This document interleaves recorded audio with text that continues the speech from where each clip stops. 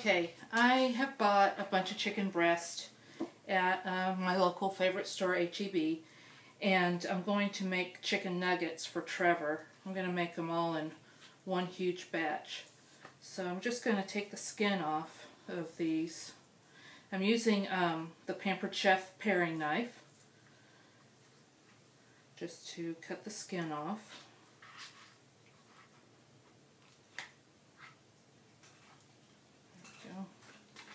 And then I'm going to take the meat off the bone.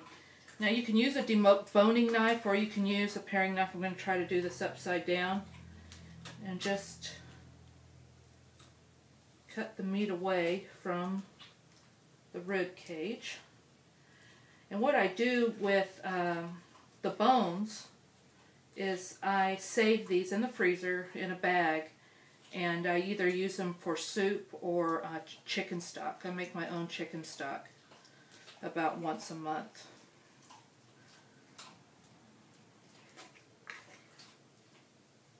And just about got it. There's one sneaky little bone right there. There we go. So there's one nice looking breast. You'll notice there's an orange mat here. This is one of the flexible cutting mats. These are great for keeping your work surface sanitary so you can move on to other ingredients. The flexible mats come in 3 different colors for 3 different uses. One is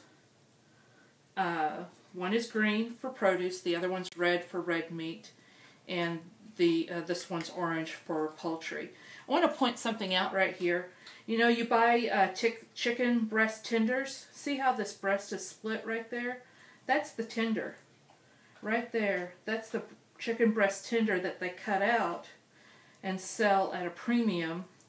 And then the rest of the deboned breast is sold as a chicken breast. Meat I'm leaving on the bone because, like I said, I'm going to use that for soup stock.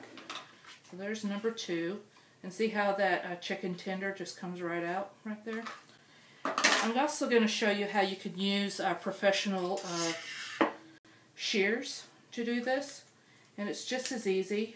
I use these to debone entire chickens. I think I have a video posted for deboning a chicken where I use the shears.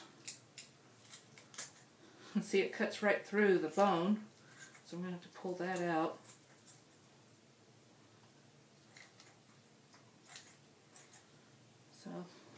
So you know, whichever method you prefer.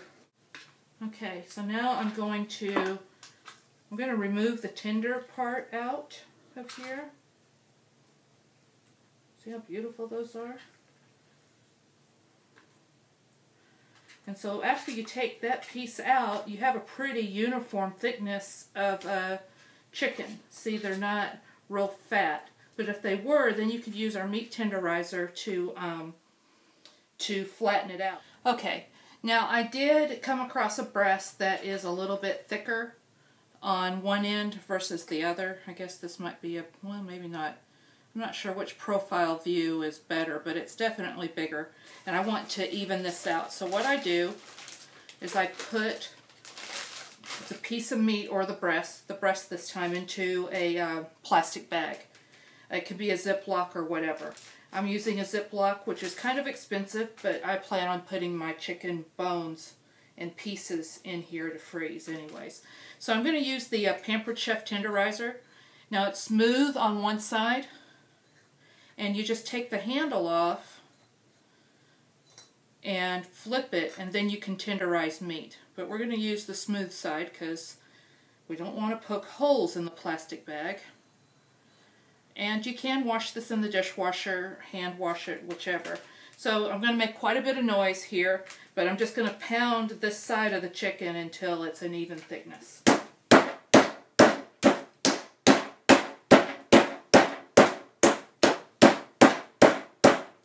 There. And that is pretty even.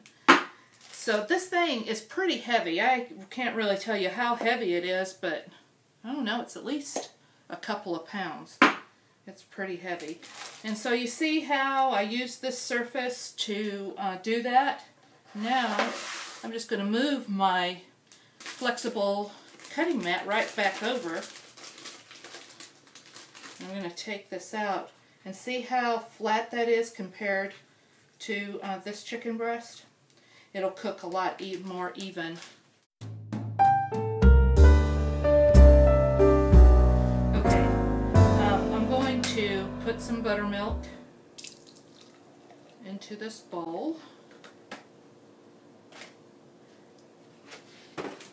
And I'm going to show you all something. This is our largest leak-proof container, and I have put 6 chicken breast in there. And like I said, I put all the pieces, all the bones and skin and leftover meat in the plastic bag. I'll put that in the freezer for later. I could close this if I wanted to, but that's how large this leak-proof container is. It's 6. There's 6 chicken breasts, so it's quite big. And then you put the lid on like this, and it snaps shut, and it's leak-proof. It's great for taking lunches and putting leftovers in and stuff like that.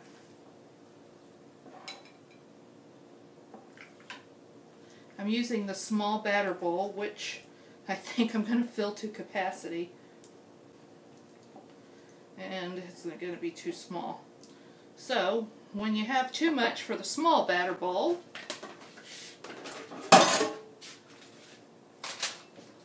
you go find its big sister, the regular batter bowl, and pour everything all in. And that kind of works good. That way the buttermilk gets all over the chicken. And I'm going to put some pepper,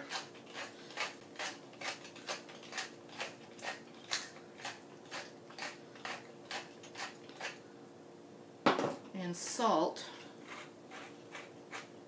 So basically what I'm going to do is I'm going to brine this chicken. I'm putting quite a bit of salt in here.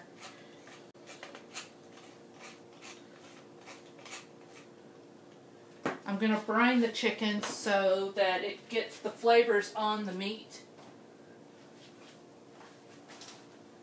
And that way I don't have to over season the coating.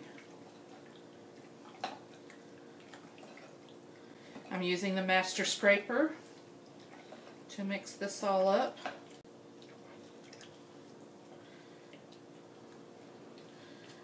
And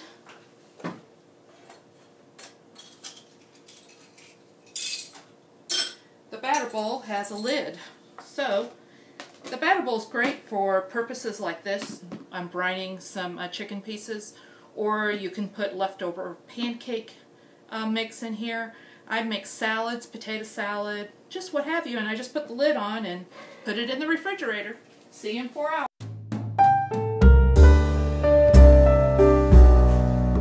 Okay, now I have brined the chicken, and what I did is I rinsed it off, and I put the chicken in the grill basket to rinse it. It works just like a colander, but since I have 6 chicken breasts in here, it works great. And I'm just setting it into the aluminum 9x13 baking pan. I'm going to dredge these. These are the Pampered Chef, what are these things called? The Pampered Chef, they're trays. Well, you get 3 of them, just like they are right here. I'm going to dredge them in egg and milk mixture, then some flour, and in the flour I put garlic, salt, onion powder, salt, and pepper. Then I'm going to coat them in breadcrumbs.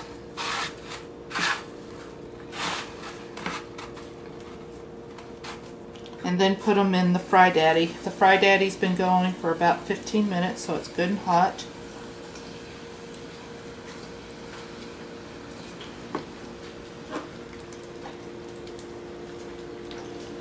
Looks like I might need to get some more flour. That's all right. So the chicken marinated in the brine for about 4 hours. And I'm doing all this so my son, Trevor, the cameraman, will have food to eat. Because the next couple of days I'm going to be really busy networking. And I just can't have him living off of cereal and ramen noodles. Okay, the first batch looks like it's done. That was pretty quick. You'll see that I'm using a new tool.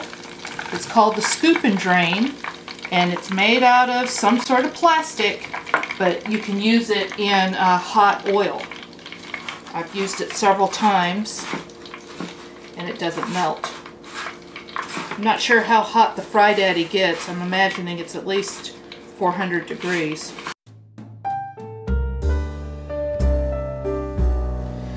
Okay, well, the chicken is done. It took about 30 minutes to cook it all because this was a lot of chicken, and this is not all of it. We've been eating it. Go ahead, Trevor. We've been eating it as it's been cooling off. So to review, I used the meat, the tenderizer to flatten out the big pieces of the breast, the scoop and drain. And I finally remembered what these trays are. They are the coating trays, and it comes with a little thing to grab the food with. A grill basket, I use this to drain off the buttermilk brine, and then an aluminum baking pan to keep everything up off the floor. So, pretty easy, fairly healthy if you don't count the oil. So visit my website, pamperedchef.biz T. Kennedy. Thank you. Bye.